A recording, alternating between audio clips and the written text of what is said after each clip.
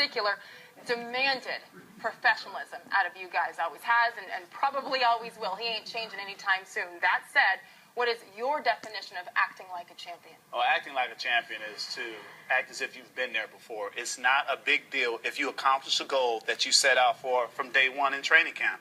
It is a process, and because you understand that it is a long season, you take your time, you respect your opponent, and that's the biggest key right there as far as respecting your opponent. That means you're going to prepare for them to the best of your ability, and then you go out, and when you execute the things that you need to in order to gain that championship, hey, I've handled what I needed to. Exactly. And that's, for me, the biggest thing is to be a professional.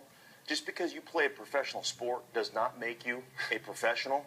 And last night, they weren't professional. I think somebody needed to tell J.R. Smith. I don't think he realized he wasn't still suspended the way he played last night. If you're going to show up looking like that, if you're going to talk the talk, you better walk the walk when you show up. And last night, the Knicks, they didn't have a pulse. It was awful. And that's one of those things for me. Number one, I respect the guys I played against.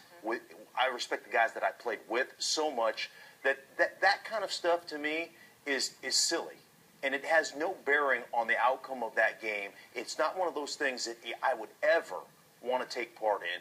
It's the ultimate championship, or the ultimate goal is to win a championship, not just and you've got to win this series to win a championship. Yes. Okay, I want to follow up on that point there, but first, Asante, your definition of acting like a champion. Well, me personally, I like to take the humble approach, and at the same time, you have to have a cocky confidence too. At the same time, so you have the humble approach, like Bruce said, you respect your opponents and you prepare for them, just like. It's a high school team or anything, you don't take them for granted. And then, you have to trust your teammates, and everybody have to believe in each other and believe in the system and go for it. And you have to be your brother's keeper. If the Knicks had won that game last night and wrapped up this series, would you have a problem with how they came dressed before the game? Yeah, I still would have a problem with that. I think it's disrespectful. I think you're disrespecting the organization that you're playing against, and you have to have great respect. Everybody is a professional. Everybody plays a professional sport on those two teams, obviously. And for me, you've got to respect the work that they've done. You have to respect the franchise that they are. And the guys over there have won championships. And that's the biggest thing. As that organization, there's guys that are championship winners on the New York Knicks, but they won them with other teams. There are guys on the Celtics that have won championships playing for the Celtics. There's a big difference there. Respect the people you're playing against. It's always a term that we always said. Never count your chickens before the eggs hatch. And because there's embarrassment if you don't accomplish that goal of whatever it is that you set out to accomplish. And then how are people going to respect you in that situation? As you said, it's silly. It is uncalled for, especially with the events that we've had take place in our near area in Boston. You don't want it. A funeral for what? It's not something that is warranted at that particular moment. And I'm just, my job here is to play devil's advocate a little bit. It's not like this is the first time this has happened. It's actually happened with some current Knicks players, formerly of the Dallas Mavericks, before they beat the Heat in the 2011 NBA Finals. And they came, it was quieter because it wasn't New York probably, but they came dressed in dark colors, acting like it was going to be a funeral.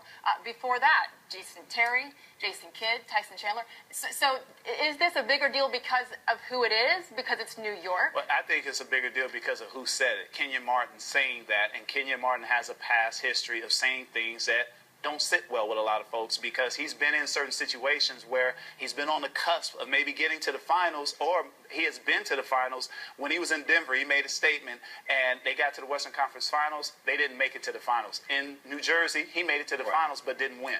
There are guys that are going to talk, and that's part of their MO. I played with one in Shannon Sharpe. It was one of the loudest talkers, one of the best in the business, and it used to irritate me to a certain degree. And I love Shannon, but I always used to tell Shannon, pick a fight with your guy. The guy you're playing against, not my guy. And he would always seem to be, he'd be John with the guy that I'm playing against. I'd be like, dude, if you want to beat him up, if you want to go 84, that's who you got to grief with, go get him. Not me. I'm not going to, I won't protect him. So Steve Smith was a lot like that. On guard and Kobe. Now, Steve Smith's not a defender.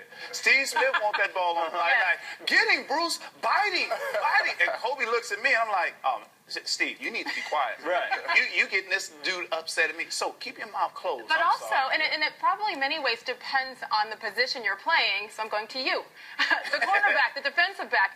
You guys are usually, overall as a group, okay chatting it up out there against those receivers. Yeah. Right? You're trying to get in his head, trying to get in his mindset and see if you could distract him and get him on focus for a play or two, whatever you could do to gain an edge. He might have an out route called, and you might get in his head and might make him run a deep route. So was Bill Belichick, when you were with the Patriots, was he okay with that? Because he's a lot like Greg Popovich. He likes it to be all business. Well, at the same time, he knows the type of player he's dealing with. So, if you're an older guy and you have a little responsibility and he have some trust in you, he'll give you a little more freedom. But if you're a young guy, you probably you can't say nothing. You barely can talk to the media.